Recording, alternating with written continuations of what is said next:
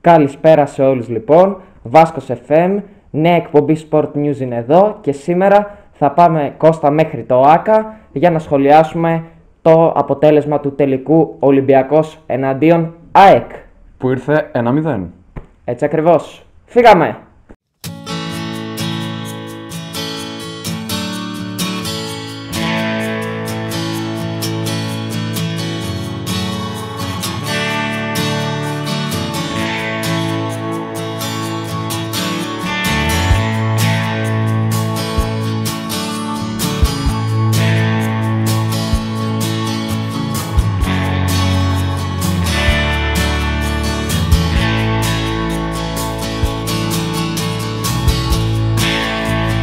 Λοιπόν, καλησπέρα σε όλους και επίσημα, Βάσκος FM, Sport News, ένα επεισόδιο είναι εδώ πάλι μαζί σας. Είμαστε στο ΆΚΑ, μόλις έχουμε παρκάρει, πίσω μας μπορούμε να δούμε το Ολυμπιακό Αθλητικό Κέντρο Μαρουσίου, όπως το λέμε ο ΆΚΑ, και πιο συγκεκριμένα το Ολυμπιακό Ποδηλατοδρόμιο. Κώστα, ένα σχόλιο για το μάτς του Ολυμπιακού με την ΑΕΚ. 1-0 Ολυμπιακός, κατάφερε να είναι νταμπλούχος, πήρε και το κύπελο. Εντάξει, ωραίο παιχνίδι γενικά, θα τα αναλύσουμε και στη συνέχεια βέβαια. Εκεί που θα πάμε στο ποδοσφαιρικό τέλος πάντων χώρο του ΆΚΑ. Μέχρι στιγμής φτάσαμε εδώ πέρα στο ΆΚΑ, έχουμε να πούμε πολλά πράγματα. Είναι το πρώτο μας βίντεο έτσι και είναι ωραίο όλο αυτό και πάμε να πούμε. Φύγαμε λοιπόν για το ιστορικό του Ολυμπιακού Σταδίου.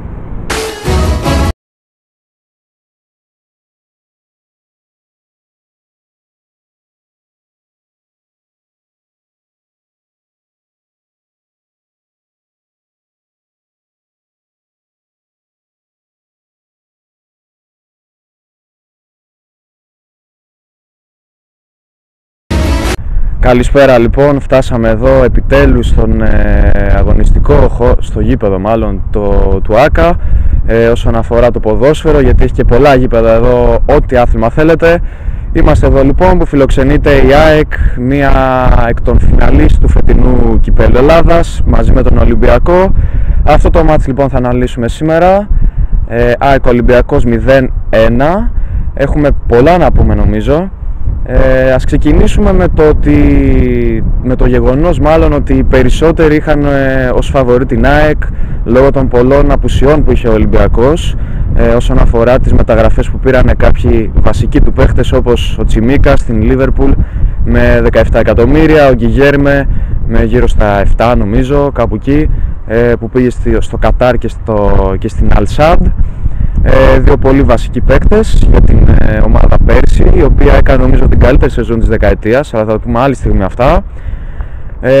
Έχασε και τον Ομάρ, μάλλον έφυγε ο Ομάρ ελεύθερος, πήγε στη Γαλατασαράι και αυτό τον έκανε να φαίνεται πιο αδύναμος.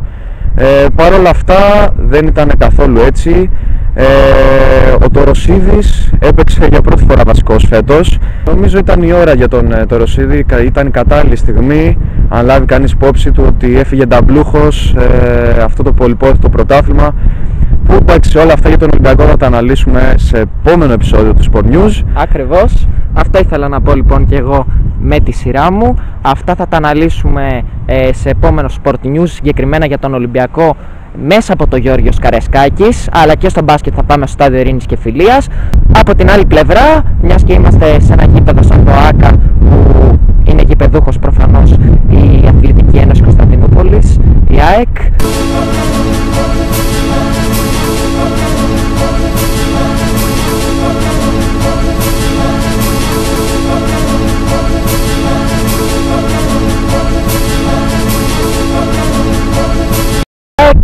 προσπάθησε Κώστα σε αυτό το παιχνίδι να μπει όσο πιο γεμάτη γίνεται. Και το Μάνταλο είχε μέσα, και το Βέρντε είχε μέσα, και τον Λιβάια είχε μέσα, και ο Ολιβέιρα είχε στο κέντρο της επίθεσης.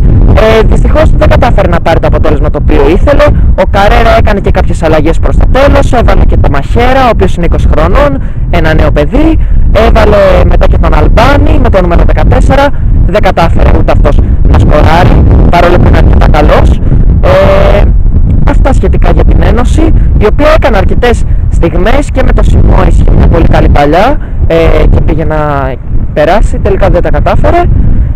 Αυτά σχετικά. Να πούμε τώρα λίγο το πώς έπαιξαν οι δύο ομάδες.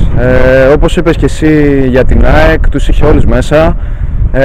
Νομίζω ότι η ΑΕΚ έψαχνε το γρήγορο γκολ, αλλά δεν το πέτυχε, και αντίθετα το πέτυχε ο Ολυμπιακός, γιατί καθ' όλη τη διάρκεια του αγώνα είχε την κατοχή του μάτς, αλλά δεν ήταν τόσο επικίνδυνες όσο ήταν του Ολυμπιακού. Νομίζω ότι η ΑΕΚ, όσο και να παίζονταν το μάτς, δεν θα σκοράρει ποτέ της, και απ' την άλλη, εντάξει, αυτός ο τελικός πέρασε από 40 κύματα πραγματικά μέχρι να οριστικοποιηθεί η ημερομηνία διέλευσής του. Νομίζω ήταν βασικά να γίνει για 26 Ιουλίου, νομίζω. Πήρε παράταση για 18 Αυγούστου, κάτι τέτοιο, αλλά είχε κορονοϊό Λοβέρα και αναβλήθηκε και αυτό, και έφτασε στις 12 Σεπτεμβρίου, που ουσιαστικά ήταν το πρώτο επίσημο μάτς για τις δύο αυτές ομάδες. Νομίζω έδειξαν καλά στοιχεία.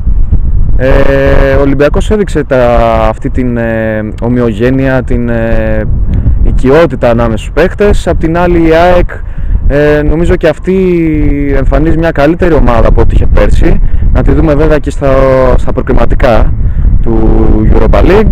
Αυτό ήθελα να πω και εγώ ουσιαστικά. Και οι δύο τερματοφύλακες πολύ καλοί. Από τη μία ο Τζολάκης, είπαμε ο Σα τραυματίας, τον Άλεν δεν τον εμπιστεύεται πολύ. Από την άλλη πλευρά προφανώς ο Τζιντότας, ο οποίος ένας πάρα πολύ καλός τερματοφύλακας, έπιασε το πέναλτι του Ελαραμπή, εκεί που ο Ολυμπιακός θα μπορούσε να κάνει το 2-0 και ουσιαστικά να κλειδώσει τον τίτλο, το κύπελο. Ο Βαλμπουενά είναι αυτός ο οποίος εκτελεί τα στημένα, δεν το πήρε ο Βαλμπουενά, το πήρε ο Ελαραμπή. Ο Βαλμπουενά στο τέλος είπε ότι εντάξει, και που το πήρε ο Ελαραμπή δεν χάθηκε και τίποτα, το πήραμε το αποτέλεσμα που θέλαμε. Θέλω να σταθώ λίγο και στην είσοδο του Βαγγέλη Μαρινάκη στο τέλος, ο οποίος ουσιαστικά πανηγύρισε με την ψυχή του και το κορμί του προφανώς τον τίτλο. Νταμπλούχος λοιπόν ο Ολυμπιακός. Και ο γιος του έτσι, και ακριβώς. Από την άλλη η ΑΕΚ, όσον αφορά τις μεταγραφές, ακούγεται ότι θα φύγει ο Βέρντε, ο οποίος είναι ένα πολύ καλό απόκτημα. Πήρε τον Λέβι Γκαρσία από τον Ολυμπιακό. Ακριβώς, πήρε τον Γκαρσία από τον Ολυμπιακό, ένα πολύ καλό μεταγραφικό απόκτημα. Ακριβώς, ο Καρέρα από την άλλη σαν προπονητής φαίνεται ότι έχει σταθεροποιηθεί, θα μείνει στην ΑΕΚ, όπως και ο Λιβάια, παρόλο που ακούγονται πάρα πολλές ειδήσεις από την Τουρκία και για το Λιβάια αλλά και για τους υπόλοιπους παίκτες. Ο Πέτρος Μάνταλος τελικά έμεινε. Γενικότερα η ΑΕΚ προσπαθεί να χτίσει στον κορμό το περσινό, ενώ ο Ολυμπιακός έχει αλλάξει το παιχνίδι του. Παρ' όλα αυτά κατάφερε να επικρατήσει σε αυτό το τελικό με 1-0, όπως πολύ καλά αναφέραμε. Αυτά σχετικά με το τελικό, Κώστα. Τώρα να πούμε ότι και για την ενότητα του Ολυμπιακού και για τα μεταγραφικά και για το πώς θα πάει στην Ευρώπη και το Champions League, τα playoffs και αυτά θα τα αναλύσουμε όπως πάμε από το Καρεσκάκι. Από την άλλη, για την ΑΕΚ θα τα αναλύσουμε και στη Νέα Φιλαδέλφια, στο καινούριο γήπεδο της ΑΕΚ. Θα έχουμε τη δυνατότητα να πάμε και εκεί πέρα. Ακριβώς. Από του χρόνου σίγουρα, μπορεί και από φέτος, απλά να δούμε σε τι στάδιο έχει φτάσει. Αυτά, έχεις κάτι άλλο να προσθέσεις? Όχι, και εγώ αυτά ήθελα να πω. Εντάξει, γενικά νομίζω ήταν ένα ωραίο μάτς, είχε αγωνία, είχε κάπως εναλλαγή συναισθημάτων, αν και δεν σκόραρε η ΑΕΚ. Νομίζω ότι η φάση που ο Μπα έδιωξε πάνω στη γραμμή, νομίζω ότι αυτή ήταν μια πολύ επικίνδυνη και καλή φάση για την ΑΕΚ, η οποία θα μπορούσε να έχει προηγηθεί στο σκορ και να μιλάμε τελείως διαφορετικά τώρα, με τελείως άλλα δεδομένα. Καλώς ή κακώς έγινε έτσι. Ο Ολυμπιακός πήρε τον double, νομίζω το ήθελε πάρα πολύ για να απαντήσει ουσιαστικά στον ΠΑΟΚ, και πήρε και η το πρωτάθλημα, οπότε πάτησε στην ουσία. Απ' την άλλη η ΑΕΚ νομίζω θα είναι πιο ανταγωνιστική απέναντι στον ΠΑΟΚ φέτος. Αν και ο Ολυμπιακός μου φαίνεται ότι επειδή έχασε κάποιους βασικούς παίχτες, πιστεύω θα είναι ένας πολύ καλός ανταγωνισμός φέτος όσον αφορά τις τρεις πρώτες θέσεις. Η ΑΕΚ, όπως είπαμε, έχει κρατήσει ένα κορμό από πέρσι, δεν έχει κάνει πολλές προσταφαιρέσεις παικτών, οπότε θα εμφανιστεί δυνατή και αντίστοιχα και ο ΠΑΟΚ έχει ενισχυθεί αρκετά και δεν έχει χάσει και κάποιον παίκτη. Οπότε πιστεύω ότι είναι τελείως απρόβλεπτο φέτος το ποιος θα πάρει το πρωτάθλημα και πόσο μάλλον ποιοι θα πάρουν τα εισιτήρια για Champions League και Europa League. Αυτό ακριβώς.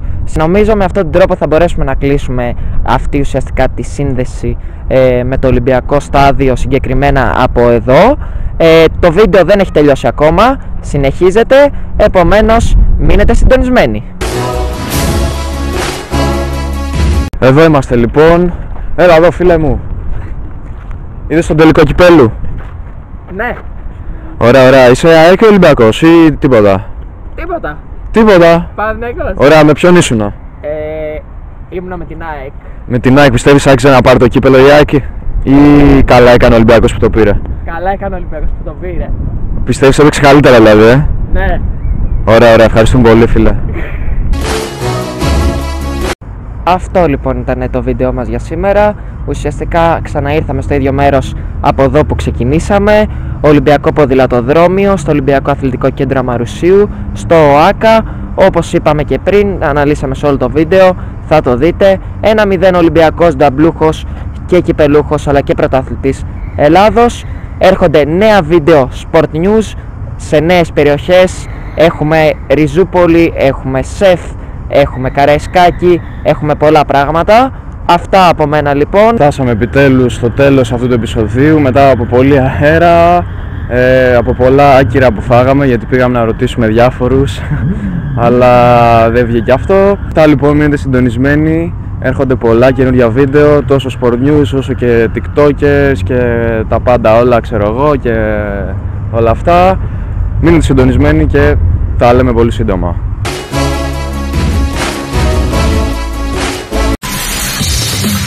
Audio Jungle.